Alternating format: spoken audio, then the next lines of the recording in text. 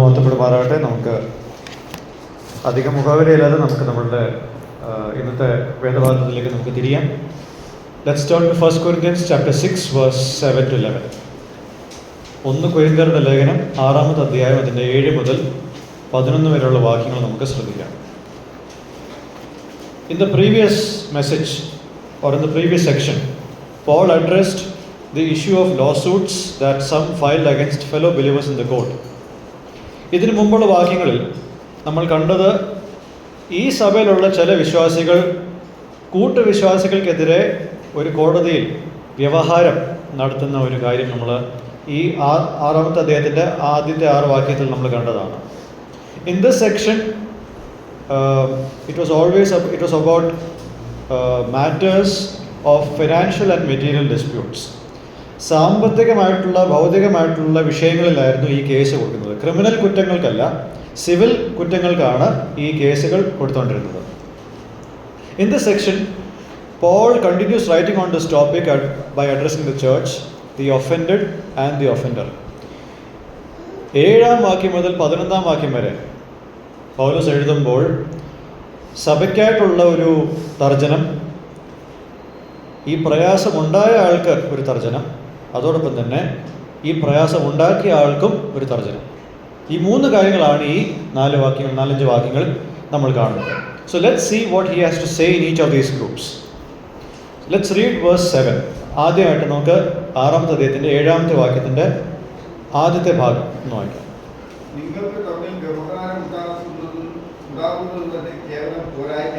Okay. The rebuke to the entire church. സഭയ്ക്ക് മൊത്തത്തിലുള്ള ഒരു തർജ്ജനമായിട്ടാണ് നമ്മൾ ഇതിനെ കാണുന്നത്. The very fact that they have lawsuits among them means that they have been completely defeated already, because when believers drag fellow believers before pagan judges just like unbelievers do to each other, they have already lost the integrity and testimony of being God's people. ഇവരുടെ ഇടയിൽ വ്യവഹാരം നടന്നു എന്നുള്ളത് തന്നെ ഇവരുടെ തോൽവി തന്നെയാണ്. കാരണം വിശ്വാസികൾ സഹവിശ്വാസികളെ അന്യജാതിക്കാരായിട്ടുള്ള ന്യായാധിപന്മാരുടെ മുമ്പിൽ കൊണ്ടുപോകുമ്പോൾ അന്യജാതിക്കാർ പെരുമാറുന്നത് പോലെ തന്നെയാണ് അവിടെയും പെരുമാറുന്നത്. അങ്ങനെ വരുമ്പോൾ ദൈവത്തിൻ്റെ വിശുദ്ധ ജനം എന്നുള്ള ഒരു പദവി, ആ സൽപ്പേര്, അതിൻ്റെ സാക്ഷ്യം, അതെല്ലാം ഇവിടെ നഷ്ടപ്പെടുകയാണ്. One strong assumption is that the persons involved in lawsuits come to church with a grudge against each other. ഈ വ്യവഹാരത്തിൽ പങ്കാളികളായിട്ടുള്ള ആൾക്കാർ സഭയിൽ വരുമ്പോൾ അവർക്ക് ഒരു ഗ്രഡ്ജ്, ഒരു പ്രയാസം, ഒരു പ്രതികാര മനസ്സോട് കൂടിയിട്ടാണ് അവർ സഭയോഗങ്ങളിൽ വരുന്നത്. So then there is nothing different in them before the unbelieving world, and thus their message has no value. ഇങ്ങനെ പ്രതികാര മനസ്സോട് കൂടിയിട്ട് അവർ സഭയിൽ വരുമ്പോൾ കൂട്ടുവിശ്വാസിയെ കോടതിയുടെ മുമ്പാകെ ഒരു വ്യവഹാരത്തിനായിട്ട് ഏർപ്പെടുമ്പോൾ ഇവരുടെ ഉള്ളിൽ മറ്റുള്ളവരെക്കാൾ വലിയ വ്യത്യാസമൊന്നുമില്ല, അവരുടെ സന്ദേശത്തിനും വലിയ മൂല്യമില്ല. People would not get attracted to a church in which people are willing to defraud others, and where the offended files cases against offenders and show their grudges to each other. ചതിക്കാൻ മനസ്സുള്ള ഒരു കൂട്ടത്തിൽ ചതിക്കപ്പെട്ട ആൾക്കാർ case file ചെയ്യുമ്പോൾ, പ്രയാസങ്ങൾ തമ്മിൽ വെക്കുമ്പോൾ ആ സഭയിൽ ഒരിക്കലും മറ്റുള്ളവർ ആകൃഷ്ടരാകത്തില്ല. This is where Paul has something to say to both parties, so that the integrity and testimony of being God's people will be restored by listening to what Paul says. പൗലോസ് പറയാൻ പോകുന്ന കാര്യം കേൾക്കുന്നതിലൂടെ ഇവരുടെ ദൈവജനം എന്നുള്ള സാക്ഷ്യത്തിൻ്റെയും സൽപ്പേരിൻ്റെയും യഥാസ്ഥാനമാണ് ഇവിടെ നടക്കേണ്ടത്. So the whole church is defeated. ഇവിടെ ഇങ്ങനൊരു കാര്യം നടക്കുമ്പോൾ സഭ മൊത്തത്തിലാണ് ഇവിടെ തോൽവിയിലേക്ക് പോകുന്നത്. Now the second part of verse 7, the rebuke to the offended who files a lawsuit.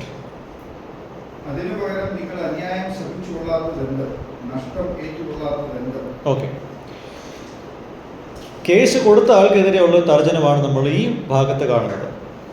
Paul asks 2 questions in verse 7. Why not rather be wronged? Why not rather be cheated?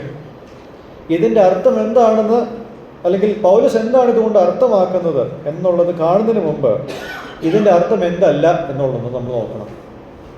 Before we see what Paul meant, we will look at these two questions and see what it doesn't mean in this context. ഈ പശ്ചാത്തലത്തിൽ ഈ രണ്ട് വാക്യങ്ങളുടെ അർത്ഥം എന്തല്ല. Number one, this does not mean that financial dispute must not be addressed at all.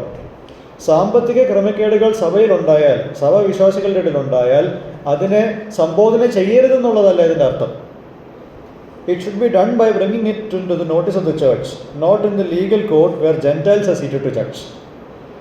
ജാതികൾ ഇരിക്കുന്ന കോടതിയിൽ ചെന്ന് പ്രശ്നം പരിഹരിക്കാനല്ല, മറിച്ച് സഭയുടെ ശ്രദ്ധയിൽ ഇത് കൊണ്ടുവന്ന് ഇതിനുള്ളൊരു പരിഹാര മാർഗം കണ്ടെത്തണം.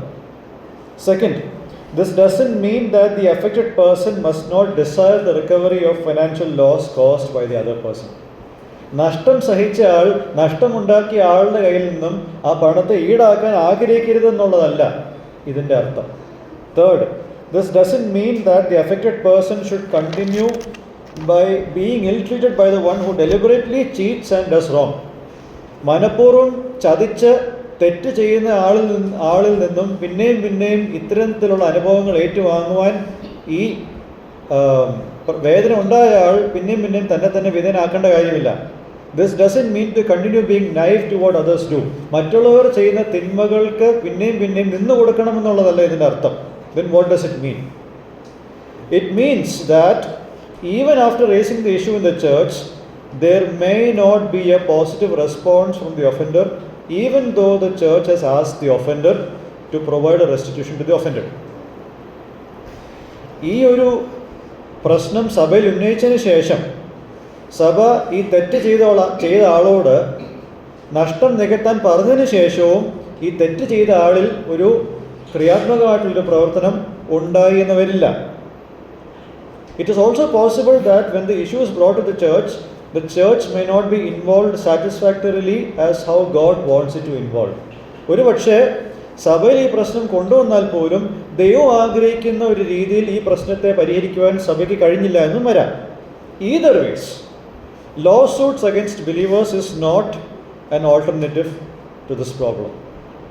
സഭ ഇത് ശരിയായി കൈകാര്യം ചെയ്തിട്ട് ആളിതിനെ സമ്മതിക്കുന്നില്ലെങ്കിൽ, അഥവാ സഭ ഇത് ശരിയായി കൈകാര്യം ചെയ്തില്ലെങ്കിൽ, ഇതിന് രണ്ടിനും പരിഹാരം കേസ് കൊടുക്കുക എന്നുള്ളതല്ല. Taking the believer to court will make things much more messy, as this will tarnish the reputation of the church before the unbelieving world. ഒരു സഹവിശ്വാസിയെ കോടതിയിലേക്ക് കൊണ്ടുപോകുമ്പോൾ അവിശ്വാസികളായിട്ടുള്ള ലോകത്തിന് മുമ്പാകെ സഭയുടെ സാക്ഷ്യത്തിന് ഒരു നഷ്ടം ഉണ്ടാകുകയാണ്. The pagans will see the infighting among believers. അവിശ്വാസികൾ എന്താ കാണുന്നത്? വിശ്വാസികൾ തമ്മിലുള്ള ഇത്തരത്തിലുള്ള പ്രയാസങ്ങളാണ് കാണുന്നത്. They will see that there is no difference between the believers and the unbelievers in the way things are handled, and they will ridicule the message of the cross. കാര്യങ്ങൾ കൈകാര്യം ചെയ്യുന്ന കാര്യത്തിൽ വിശ്വാസികളും അവിശ്വാസികളും തമ്മിൽ വലിയ വ്യത്യാസമില്ല എന്ന് കാണുമ്പോൾ അവർ ക്രൂശിൻ്റെ സന്ദേശത്തെ നിന്ദിക്കും. Therefore, the offended believer must think more about the reputation of the church, which will endure for eternity, and he must think about Jesus, whose kingdom must come to the earth, rather than the financial loss, which doesn't matter in the grand scheme of things. പൈസയെപ്പറ്റി ചിന്തിക്കുകയേ ചെയ്യരുതെന്നുള്ളതല്ല. എന്നാൽ നിത്യതയുടെ ഒരു വീക്ഷണത്തിൽ നോക്കിയാൽ നമുക്കിന്ന് നഷ്ടമാകുന്നതിന് ഒരു വലിയ നഷ്ടമെന്ന് നമുക്ക് പറയാൻ സാധിക്കത്തില്ല. അതിനേക്കാൾ ഉപരി നിത്യത മുഴുവൻ നിലനിൽക്കുന്ന ദൈവസഭ എന്നുള്ള എൻറ്റിറ്റിയെ പറ്റി വേണം നമ്മളുടെ ചിന്ത. അതോടൊപ്പം തന്നെ യേശുക്രിസ്തു, അതായത് തൻ്റെ രാജ്യത്വം ഈ ലോകത്ത് വരുന്നു എന്നുള്ള ഒരു കാര്യം കൂടെ നമ്മുടെ മനസ്സിൽ കണക്കിൽ എടുക്കണം.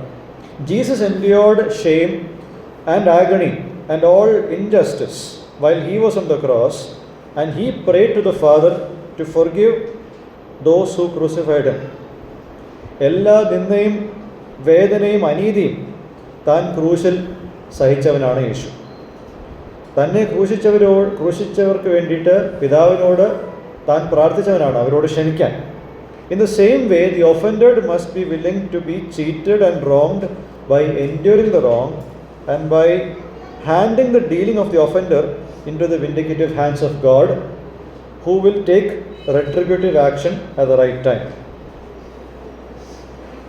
തെറ്റ് ചെയ്യപ്പെട്ട ആൾ എന്ത് ചെയ്യണം? ഈ തെറ്റുകളെ സഹിക്കുവാനും അതിനെ ദൈവകാര്യങ്ങളിൽ പരമേൽപ്പിക്കുവാനും അവർ ശ്രമിക്കണം. അതായത് ദൈവം തൻ്റെ സമയത്ത് ഈ കാര്യത്തിനുള്ള എല്ലാ പരിഹാരവും താൻ ചെയ്യുമെന്നുള്ള പൂർണ്ണ ബോധത്തോടുകൂടെ ഇതെല്ലാം ദൈവത്തിന് വിട്ടുകൊടുത്ത് സഹിക്കണം. ഇത് എപ്പോഴാണ് ചെയ്യേണ്ടത്?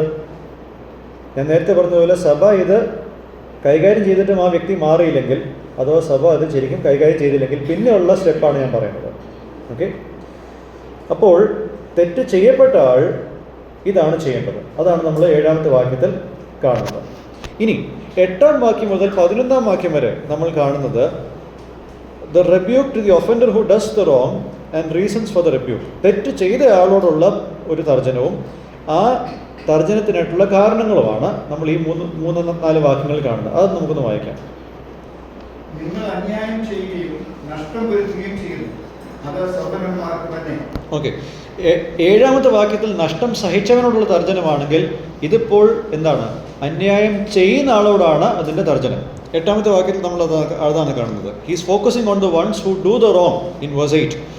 He first gets them to understand the gravity of what they do by showing them the recipients of their cheating and wrongdoing. 8ാമത്തെ വാക്യത്തിന്റെ അവസാനത്തെ ഭാഗം ഒന്ന് വായിച്ചേ. അതും സഹോദരന്മാരോട് തന്നെ. They do this to their fellow believers. ഇവർ ആർക്കെതിരെയാണ് ഇവരുടെ ചതിയും വഞ്ചനയും കാണിക്കുന്നത്? കൂട്ടുവിശ്വാസികളോടാണ്. To their fellow believers they do this cheating and wrongdoing. They do this to their fellow believers, thus weakening the church instead of strengthening them. ഇത്തരത്തിലുള്ള കാര്യങ്ങളിൽ ഏർപ്പെടുന്നതിലൂടെ സഭയെ ശക്തിപ്പെടുത്താനല്ല, മറിച്ച് അവരെ ബലഹീനന്മാരാക്കുകയാണ്. The fact that they defraud and cheat whom God has called out makes the matter more serious. ദൈവം വിളിച്ചിട്ടുള്ള ആൾക്കാരെ ചതിക്കുകയും വഞ്ചിക്കുകയും ചെയ്യുന്നത് ഈ ഒരു കാര്യത്തിൻ്റെ ഗൗരവത്തെ നമ്മൾ ഒന്നുകൂടെ ഒന്ന് മനസ്സിലാക്കേണ്ടതാണ്. They must see the gravity of what is being done in here. Secondly, he shows the gravity of what they did by telling them a truth that they know at the moment of their salvation, just like what Paul mentioned earlier in verse 2 and 3. 2ാമത്തെ 3ാമത്തെ വാക്യത്തിൽ പൗലോസ് നേരത്തെ പറഞ്ഞ ഒരു കാര്യത്തിൻ്റെ ഒരു connection ഇവിടെ പറയുന്നതിലൂടെ പൗലോസ് ഇവർ ചെയ്ത ഈ തെറ്റിൻ്റെ ആഴത്തെ, ഗൗരവത്തെ പൗലോസ് അവരെ പറഞ്ഞ് ബോധ്യപ്പെടുത്തുകയാണ്. What is that thing that is saying in verse 9?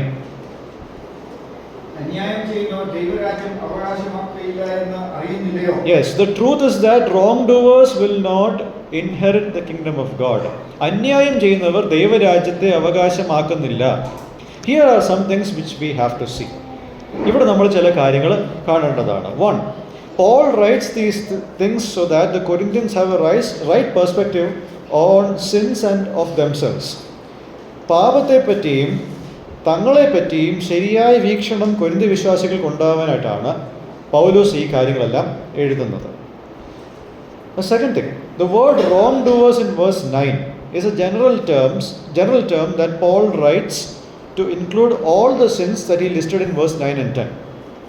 9-ലും 10-ലും കാണുന്ന എല്ലാ തെറ്റുകളുടെയും ഒരു സമഗ്രമായിട്ടുള്ള ഒരു പദപ്രയോഗമാണ് ഇവിടെ 9ാമത്തെ വാക്യത്തിൽ കാണുന്ന അന്യായക്കാർ എന്നുള്ള വാക്ക്. If some had the idea that financial cheating was not such a great sin as murder or adultery or anything like that, Paul clarifies that by saying that cheating is also a wrong that goes against the values of God's kingdom. കൊലപാതകത്തെ പോലെ വ്യഭിചാരത്തെ പോലെ ഉള്ള ഒരു പാപം അല്ല സാമ്പത്തികമായിട്ടുള്ള വഞ്ചന എന്ന് ചിലർക്ക് തോന്നിയാൽ പൗലോസ് പറയുന്നത് ദൈവത്തിൻ്റെ രാജ്യത്തിൻ്റെ മൂല്യങ്ങൾക്ക് വിരോധമായിട്ട് തന്നെയാണ് ഈ സാമ്പത്തികമായിട്ടുള്ള തട്ടിപ്പും ചതിയും എന്നുള്ളത് അവരറിയണം. ഇനി 9-ഉം 10-ഉം വാക്യങ്ങൾ ഒന്ന് നോക്കിയാൽ നമ്മളൊരു നിരീക്ഷണം നമുക്ക് കാണാൻ സാധിക്കും. We look at verse 9 and 10 and you will find an observation. The word inherit comes twice. അവകാശം എന്നുള്ള വാക്ക് ഈ രണ്ട് വാക്യങ്ങളിൽ 2 തവണയാണ് മൊത്തത്തിൽ നമ്മൾ കാണുന്നത്. And Paul seeks to communicate that the kingdom of God can be received only by people who enjoy the status of being God's children. പൗലോസ് ഇവിടെ വളരെ വ്യക്തമാക്കുന്നത് ദൈവ പൈതൽ എന്നുള്ള പദവി അനുഭവിക്കുന്നവർക്ക് മാത്രമാണ് ദൈവരാജ്യം അവകാശമാക്കുവാൻ സാധിക്കുക, അല്ലെങ്കിൽ അത് കൈക്കൊള്ളുവാൻ സാധിക്കുക. ഈ കാര്യത്തെ ഊന്നി പറയാനായിട്ടാണ് അവകാശം എന്നുള്ള കാര്യം അല്ലെങ്കിൽ വാക്ക് 2 തവണ ഈ വാക്യങ്ങളിൽ കാണുന്നത്. One must be made new in the spirit and align to God through the born again experience. വീണ്ടും ജനന പ്രക്രിയയിലൂടെ ഒരു വ്യക്തി ദൈവത്തോട് ചേരുവാനും ആത്മാവിൽ പുതുക്കം വരുവാനും അനിവാര്യമാണ്. The kingdom of God and its access cannot be earned by anyone. ദൈവരാജ്യവും അതിൻ്റെ പ്രവേശനവും ഒരു വ്യക്തിക്കും സമ്പാദിക്കുവാൻ കഴിയുന്ന ഒന്നല്ല. It is received only through a relationship to God. ദൈവത്തോടുള്ള ബന്ധത്തിൽ മാത്രമാണ് ഒരു വ്യക്തിക്ക് ഇത് ലഭ്യമാകുന്നത്. And in verse 9 and 10 we have a list of sins mentioned, and these verses are similar to what Paul said in 5 verse 10 and 11. 5-ന്റെ 10-ലും 11-ലും കാണുന്ന ഒരു കൂട്ടം പാപത്തിനോട് സമാനമായിട്ട് തന്നെയാണ് ഇവിടെ ഈ 6-ാമത്തെ അധ്യായത്തിൻ്റെ 9-ഉം 10-ലും നമ്മൾ കാണുന്നത്. So the sins are listed here and let's read them one by one. In verse 9, 9-ാമത്തെ വാക്യം ഒന്ന് വായിച്ചേ. നിങ്ങളെ തന്നെ വഞ്ചിക്കാതിരിക്കും, ദുർനടപ്പുക. സെക്ഷൽ നമുക്ക് ഓരോന്നോരോന്നായിട്ട് നോക്കാം. ദുർനടപ്പുക, sexually immoral. This includes all sexually deviant behaviour that violates the creation mandate and it's a violation of the 7th commandment. ഇത് 7-ാമത്തെ കൽപ്പനയുടെ ഒരു ലംഘനമാണ്. ദൈവം സൃഷ്ടിയിലാക്കി വെച്ചിട്ടുള്ള സെക്ഷൽ ബിഹേവിയറിനോട് വെളിയിൽ നിൽക്കുന്ന ഏത് കാര്യത്തെയും ഇത് ഉൾക്കൊള്ളിക്കുന്ന ഒരു കാര്യമാണ് ദുർനടപ്പ് എന്നുള്ളത്. ഇനി അടുത്തത് പോരട്ടെ. Idolaters, a violation of the 1st and the 2nd commandment. 1-ാമത്തെയും 2-ാമത്തെയും കൽപ്പനയുടെ ലംഘനമാണ് വിഗ്രഹാരാധന എന്നുള്ളത് നമുക്കറിയാം. Next, adulterers, വ്യഭിചാരികൾ. Any action that dishonors the God-given design of marriage. ദൈവമുണ്ടാക്കിയിരിക്കുന്ന അല്ലെങ്കിൽ സ്ഥാപിച്ചിരിക്കുന്ന വിവാഹം എന്നുള്ള ഈ ഒരു കാര്യത്തെ അനാദരവോട് കൂടിയിട്ട് സമീപിക്കുന്ന ഏതൊരു പ്രവൃത്തിയെയും നമുക്ക് ഈ ഒരു കാര്യത്തിൽ ഉൾപ്പെടുത്തുവാൻ സാധിക്കും. Next, homosexuality and homosexuality here, and male prostitution. ഇത് രണ്ടും കൂടെ ഞാനൊന്ന് ഒരുമിച്ച് പറയാം.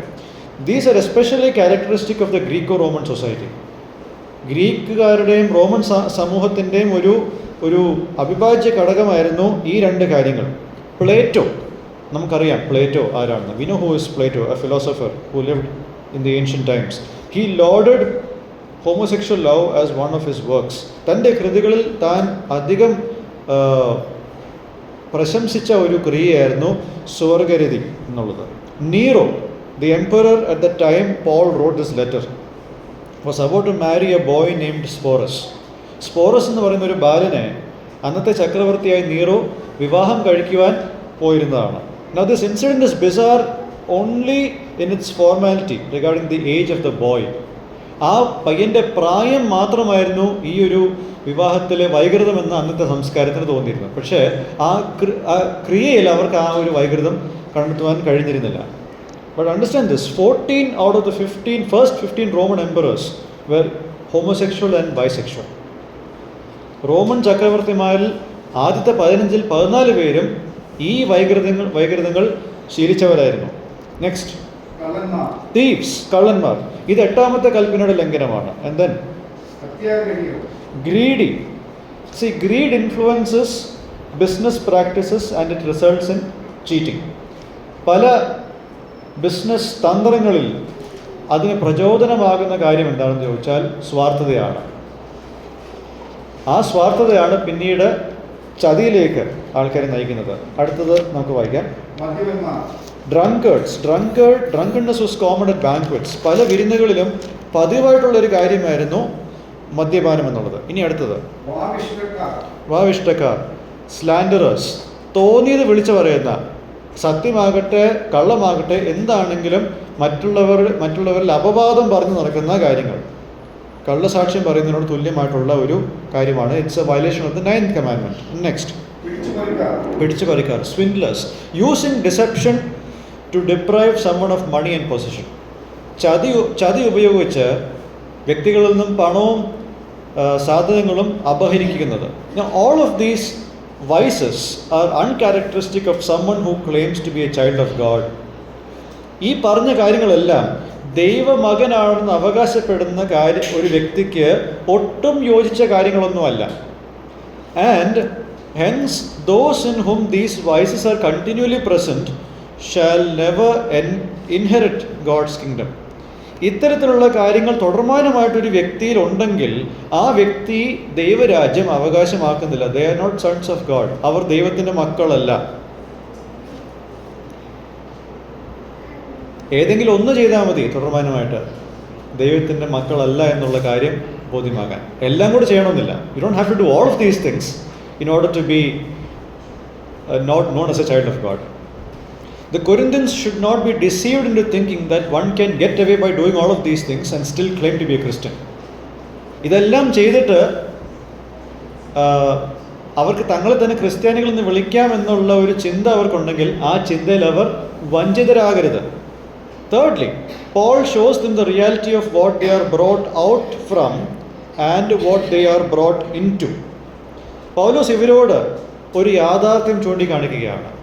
അവരെ എന്തിൽ നിന്നുമാണ് പുറത്ത് കൊണ്ടുവന്നത്, അവരെ എന്തിലേക്കാണ് കൊണ്ടുവന്നത്. So that they forsake the wrongdoing and cheating they currently do. ഇത് ഓർമ്മിപ്പിക്കുന്നത് എന്തുകൊണ്ടാണ്? അവർ ഇപ്പോൾ ചെയ്യുന്ന വഞ്ചനയിൽ നിന്നും ചതിയിൽ നിന്നും അവർ പുറത്തു വരണം. They need to come out of that. Now some of the Corinthians were characterized by these vices before being saved. But at salvation a few things happened to them that resulted in them inherit the kingdom of God. ചില വിശ്വാസികൾ അവരെ പറ്റിയുള്ള ഒരു പരാമർശം 11-ാമത്തെ വാക്യത്തിൽ നമ്മൾ കാണുന്നുണ്ട്. അതിൻ്റെ ആദ്യത്തെ ഭാഗം, നിങ്ങളും ചിലർ ഈ വകക്കാരായിരുന്നു. നിങ്ങളിലും ചിലർ ഈ വകക്കാരായിരുന്നു. such were some of you. പക്ഷെ രക്ഷയുടെ സംഭവത്തിൽ അല്ലെങ്കിൽ രക്ഷിക്കപ്പെട്ടപ്പോൾ അവരിൽ എന്ത് സംഭവിച്ചു? അവർ എന്തുകൊണ്ടാണ് ദൈവത്തിൻ്റെ രാജ്യത്തിൻ്റെ അവകാശികളായി മാറിയത്? So here are these things. Let's read verse 11. ഓരോന്നോരോന്നായിട്ട് ആ phrases ഒക്കെ വായിക്കാം. നിങ്ങളും ചിലർ ഈ വകക്കാരായിരുന്നു. എങ്കിലും നിങ്ങൾ കർത്താവായ യേശുക്രിസ്തുവിന്റെ നാമത്തിൽ നമ്മുടെ ദൈവത്തിന്റെ ആത്മാവിനാലും നിങ്ങളെ തന്നെ കഴുകി ശുദ്ധീകരണവും നീതീകരണവും പ്രാപിച്ചിരിക്കുന്നു. ഓക്കെ, 3 കാര്യങ്ങളാണ് ഇവിടെ നമ്മൾ കാണുന്നത്. 1, they were washed. Our കഴുകപ്പെട്ടിരിക്കുന്നു. God cleansed them by removing the dirt of the transgressions that are contrary to God's kingdom and by forgiving them. ദൈവത്തിൻ്റെ രാജ്യത്തിന് വിരോധമായിട്ട് നിൽക്കുന്ന എല്ലാ മാലിന്യങ്ങളിൽ നിന്നും ദൈവം അവരെ ശുദ്ധീകരിച്ച് അവരോട് ദൈവം ക്ഷമിച്ചു. That's 1. Second, they were sanctified, set apart to be his people and declared holy because of the death of Jesus on the cross that atoned for their sins. യേശുക്രിസ്തുവിൻ്റെ ക്രൂശ് മരണം അവർക്കുള്ള പാപപരിഹാര യാഗമായതുകൊണ്ട് അവരെ ദൈവം വേർപെടുത്തി തനിക്കായിട്ടൊരു ജനമാക്കി അവരെ വിശുദ്ധരാക്കി. Third, they were justified in the name of the Lord Jesus Christ and by the Spirit of our God. കർത്താവ് യേശുക്രിസ്തുവിന്റെ നാമത്തിലും നമ്മളുടെ ദൈവത്തിൻ്റെ ആത്മാവിനാലും അവരെ നീതീകരിച്ചു. Their guilt is removed. അവരുടെ കുറ്റം മോചിക്കപ്പെട്ട്. And they are declared righteous on account of the work that the Lord Jesus Christ did. കർത്താവ് യേശുക്രിസ്തു ചെയ്ത പ്രവൃത്തി നിമിത്തം ദൈവം അവരെ നീതിമാന്മാരായിട്ട് പ്രഖ്യാപിച്ചു. This status leads to a changed life on account of the effective presence of the Holy Spirit. പരിശുദ്ധാത്മാവിൻ്റെ സാന്നിധ്യം ഇവരുടെ അകത്തുള്ളത് കൊണ്ട്, ഈ പദവി അവർക്കുള്ളതുകൊണ്ട്, പരിശുദ്ധാത്മാവിൻ്റെ സാന്നിധ്യം അവർക്ക് എങ്ങനെ ഉണ്ടായത്? കർത്താവ് യേശുക്രിസ്തുവിനെ ഹൃദയത്തിൽ സ്വീകരിച്ച് വാഗുണ്ടേറ്റ് പറയുന്നതിലൂടെ പരിശുദ്ധാത്മാവ് അവരുടെ ഉള്ളിൽ വസിക്കും. ആ വാസത്തിൻ്റെ പരിണതഫലമാണ് ഇത്തരത്തിലുള്ള മാറ്റം വന്ന ഒരു ജീവിതം. So let me just give you some lessons and applications as we close this section.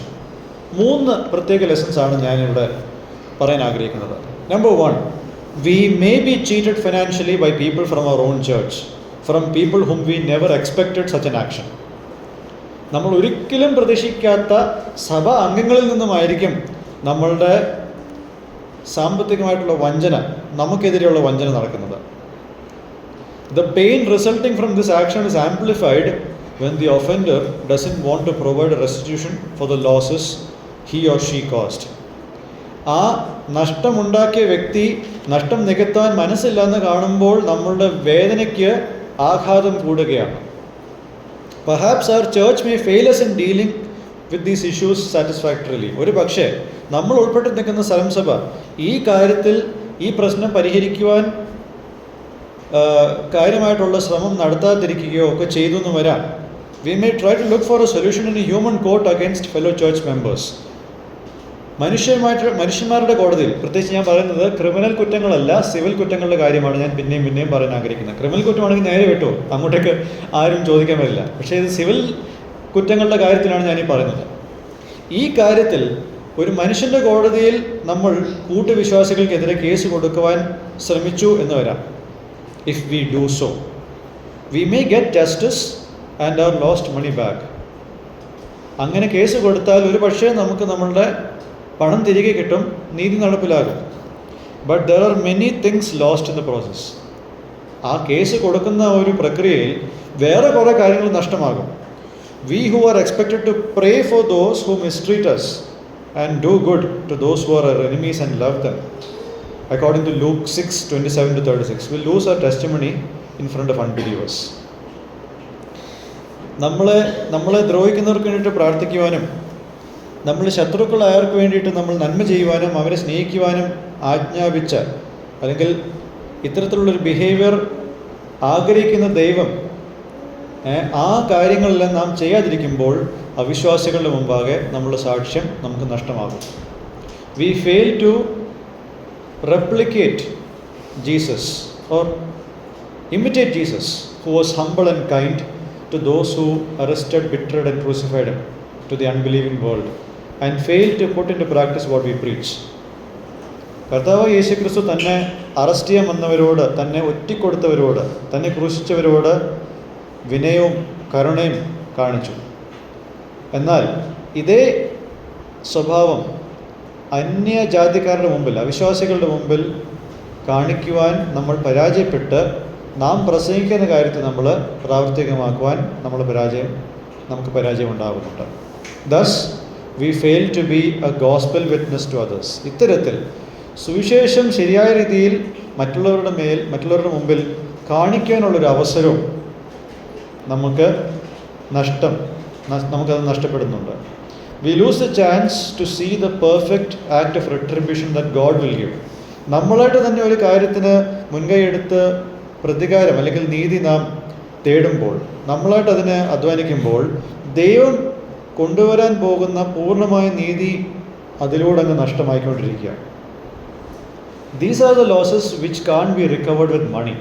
നമ്മളിപ്പോൾ പറഞ്ഞ ഈ നഷ്ടങ്ങളൊന്നും പണം കൊടുത്ത് തിരികെ എടുക്കാൻ കഴിയാത്ത നഷ്ടങ്ങളാണ്. So I urge you to react in perspective of eternity to cheating, wrongdoing and defrauding that happens to you. നിങ്ങളോടുള്ള ബന്ധത്തിൽ നടക്കുന്ന എല്ലാ സാമ്പത്തികമായിട്ടുള്ള ക്രമക്കേടുകൾ, ചതി, വഞ്ചന എന്നീ കാര്യത്തിനോട് നിങ്ങൾ പ്രതികരിക്കുമ്പോൾ നിത്യതയുടെ വീക്ഷണത്തിൽ വേണം നിങ്ങളതിൽ പ്രതികരിക്കാൻ. It is difficult. പറയുമ്പോൾ വളരെ എളുപ്പമാണ്, നിത്യതയുടെ വീക്ഷണത്തിൽ ഇതെല്ലാം ചെയ്യണം. But it's not impossible. അസാധ്യമല്ല. Because of the Holy Spirit who causes us to be conformed to the image of Jesus. ക്രിസ്തുവിൻ്റെ സ്വരൂപത്തോട് അനുരൂപരാകുവാൻ നമ്മളുടെ ഉള്ളിൽ ദൈവമാക്കി വെച്ചിരിക്കുന്ന പരിശുദ്ധാത്മാവ് നമ്മളുടെ ഉള്ളിൽ ഉള്ളതുകൊണ്ട് ഇത് ബുദ്ധിമുട്ടുള്ളതാണ്, പക്ഷേ അസാധ്യമല്ല. Second lesson: if anyone in church who professes faith in Christ is involved in actions that are in direct contradiction to the gospel and scriptures, you should check if this is a constant pattern in your life, and if there is no ounce of guilt or the desire to repent from the sin that is done, you should check. സഭയിൽ വരുന്ന ക്രിസ്തുവിനെ കർത്താവെന്ന് വാഗൊണ്ട് ഏറ്റുപറയുന്ന ഒരാൾ സുവിശേഷത്തിനും തിരുവെഴുത്തിനും വിരോധമായിട്ടുള്ള ഒരു ജീവിതം ജീവിക്കുന്നു, അതിൽ ഉൾപ്പെട്ട് നിൽക്കുന്നുവെങ്കിൽ ഇത് തുടർമാനമായിട്ടുള്ള ഒരു പ്രക്രിയയാണോ എന്നുള്ളത് ജീവിതത്തെ തിരിഞ്ഞു നോക്കിയൊന്ന് ശോധന ചെയ്യുന്നത് നന്നായിരിക്കും. അതുമാത്രമല്ല, ചെയ്ത പാപങ്ങളിൽ യാതൊരു കുറ്റബോധവും ഇല്ല എന്നുള്ളൊരു തിരിച്ചറിവുണ്ടോ എന്നുള്ളതും കൂടി സംശയിക്കേണ്ടതായിട്ടുണ്ട്. അതിൽ മാനസാന്തരപ്പെടാനുള്ള എന്തെങ്കിലും ഒരു ആഗ്രഹം പോലും ഉണ്ടോ എന്നുള്ളത് പോലും ചിന്തിക്കേണ്ടതായിട്ടുണ്ട്. And if it is so, if there is no desire to repent, if there is no ounce of guilt, കുറ്റബോധത്തിൻ്റെ ഒരു കണിക പോലും ഇല്ല എന്ന് കണ്ടാൽ മാനസാന്തരത്തിൻ്റെ ഒരു ആഗ്രഹം പോലും ഇല്ല എന്നുള്ളത് കണ്ടാൽ, don't be deceived into thinking that it is normal for a Christian to remain for a long time in a sin that he has fallen into. വീണുപോയ ഒരു പാപത്തിൽ എക്കാലവും തുടരാം എന്നുള്ള ഒരു ചിന്ത, അത് ഒരിക്കലും ശരിയായിട്ടുള്ളൊരു ചിന്തയല്ല. ആ ചിന്തയിൽ നിങ്ങൾ വഞ്ചിതരാകരുത്. A true Christian cannot be comfortable with sin. യഥാർത്ഥമായിട്ടുള്ള ഒരു ക്രിസ്ത്യാനിക്ക് ഒരിക്കലും തൻ്റെ പാപത്തിൽ തുടരുവാൻ കഴിയത്തില്ല. പാപം സംഭവിക്കത്തില്ലെന്നല്ല, പാപത്തിൽ തുടരുവാൻ കഴിയത്തില്ല. A true Christian cannot continue in sin. He may not be sinless, but he cannot continue in sin. So remember this. At our salvation our old self and flesh was crucified along with its passions and desires. രക്ഷിക്കപ്പെട്ട നാളിൽ നമ്മളുടെ ജഡവും അതിൻ്റെ എല്ലാ അഭിലാഷവും നമ്മൾ ക്രൂശിച്ചതാണ്. ജഡത്തിന് അതിൻ്റെ രാഗമോഹങ്ങളോട് കൂടിയിട്ട് അതിനെ ക്രൂശിച്ചതാണ് at our salvation. God gave us a new heart and spirit. നമുക്കൊരു പുതിയ ഹൃദയത്തെയും ഒരു പുതിയ ആത്മാവിനെയും ദൈവം നമുക്ക് നൽകി. God has given the Holy Spirit in us so that we would delight in what God loves and have a disgust for what God hates. ദൈവം ഇഷ്ടപ്പെടുന്ന കാര്യങ്ങളെ ഇഷ്ടപ്പെടുവാനും ദൈവം വെറുക്കുന്ന കാര്യങ്ങൾ വെറുക്കുവാനും നമുക്ക് ദൈവത്തിൻ്റെ ആത്മാവിനെ നമ്മളുടെ ഉള്ളിൽ വസിക്കുമാറാക്കിയിട്ടുണ്ട്. A true Christian cannot continue in sin, as he knows the gravity of his sin, God's wrath towards it, and what it costed God to redeem us, and how incompatible sin is with God's kingdom. ഒരു വ്യക്തിക്ക് തൻ്റെ പാപത്തിൻ്റെ ആഴം അറിയാവുന്നത് കൊണ്ടും ഒരു ക്രിസ്ത്യാനിക്ക് തൻ്റെ പാപത്തിൻ്റെ ആഴങ്ങൾ അറിയാവുന്നത് കൊണ്ടും അതിനോടുള്ള ദൈവത്തിൻ്റെ കോപം എത്രത്തോളം ഭീകരമാണെന്ന് അറിയാവുന്നത് കൊണ്ടും നമ്മളെ വീണ്ടെടുക്കുവാൻ ദൈവത്തിന് എന്ത് വില കൊടുക്കേണ്ടി വന്നു എന്നുള്ളത് അറിയാവുന്നത് കൊണ്ടും പാപം ദൈവത്തിൻ്റെ രാജ്യമായിട്ട് പൊരുത്തപ്പെടുവാൻ കഴിയാത്തത് എന്നുള്ള സത്യം അറിഞ്ഞുകൊണ്ട് ഒരു വിശ്വാസിക്ക് പാപത്തിൽ തുടരുവാൻ കഴിയത്തില്ല. Cannot. So the application question here, or the application part here is, examine whether you are truly in faith. നിങ്ങൾ വിശ്വാസത്തിൽ ഇരിക്കുന്നോ എന്ന് നിങ്ങളെ തന്നെ ശോധന ചെയ്യുവീൻ. Check if Christ is in you. ക്രിസ്തു നിങ്ങളുടെ ഉള്ളിലുണ്ടോ എന്നുള്ളത് പരിശോധിക്കണം. Commit your life to him by placing in his finished work on the cross and submitting to his lordship. കർത്താവിൻ്റെ കർത്തൃത്വത്തിന് കീഴടങ്ങുകയും കർത്താവ് ക്രൂശിൽ പൂർത്തീകരിച്ച ആ വേലയിൽ വിശ്വാസം അർപ്പിച്ച് ജീവനെ ഭരമേൽപ്പിക്കുകയും ചെയ്യണം. On the contrary, if this occurrence of sin is not a constant pattern in life, and if there is deep guilt on what they have done, this is evidence of being born again. പാപം തുടർമാനമായിട്ട് നടക്കുന്ന ഒരു പ്രക്രിയ നമ്മുടെ ജീവിതത്തിൽ ഇല്ലെങ്കിൽ, ചെയ്ത പാപങ്ങളെപ്പറ്റി ആഴമായ കുറ്റബോധം ഉണ്ടെങ്കിൽ വീണ്ടെടുക്കപ്പെട്ടു എന്നുള്ളതിൻ്റെ തെളിവാണത്. ഞാൻ പറഞ്ഞല്ലോ, പാപരഹിതരായിട്ട് ഇവിടെ ആരുമില്ല. There is no one without sin here. പക്ഷെ പാപത്തിൽ ദുഃഖിക്കുന്നവരാണ് ദൈവം നോക്കുന്നത്. So when we are relieved at the fact that Jesus death covered for our sins for all time, we must also repent of this sin that happened, as it isn't suited for a believer to continue sin.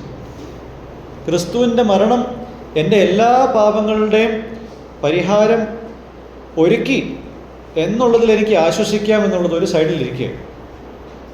ഞാൻ ഒരു കാര്യം കൂടെ ശ്രദ്ധിക്കണം. ഞാൻ ചെയ്ത പാപങ്ങളിൽ നിന്നും ഞാൻ മാനസാന്തരപ്പെടണം. കാരണം പാപത്തിൽ തുടരുവാൻ ഒരു വിശ്വാസിക്ക് യോഗ്യതയില്ല.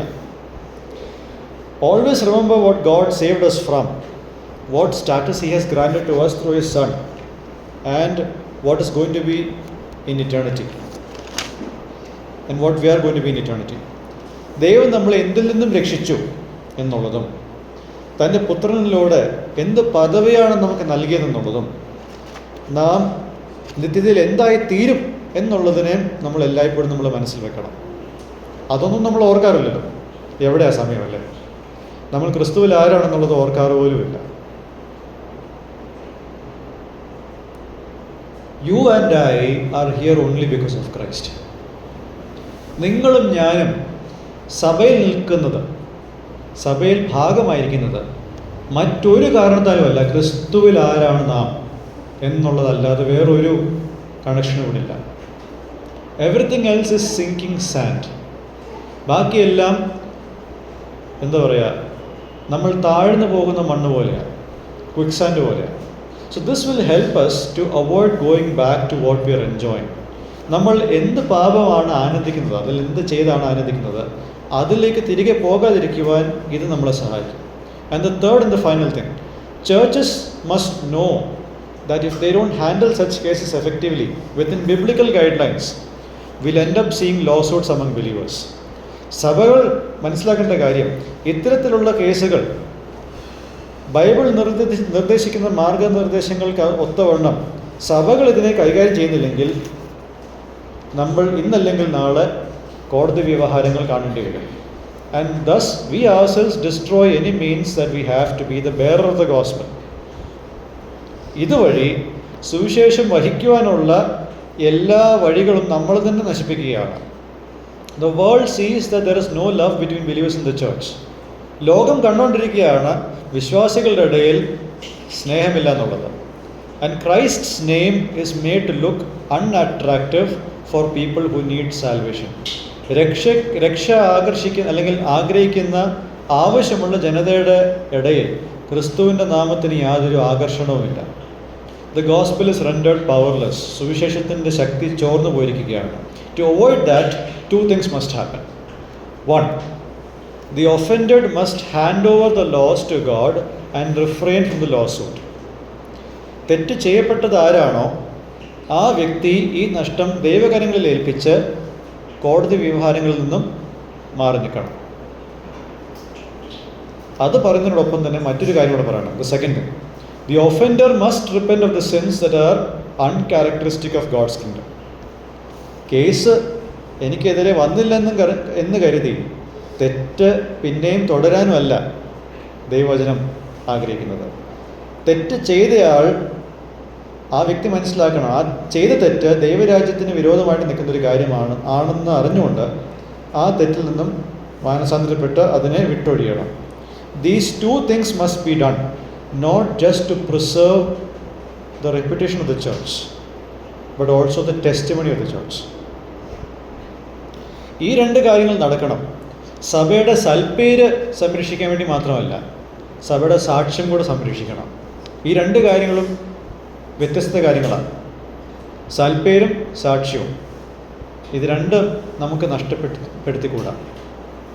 അതുകൊണ്ട് ചെയ്യേണ്ടതെല്ലാം നമ്മൾ ചെയ്ത് എത്രയും വേഗം ഇത്തരത്തിലുള്ള കാര്യങ്ങൾക്കൊരു പരിഹാരം ഉണ്ടായേ തീരും. May God's name be glorified.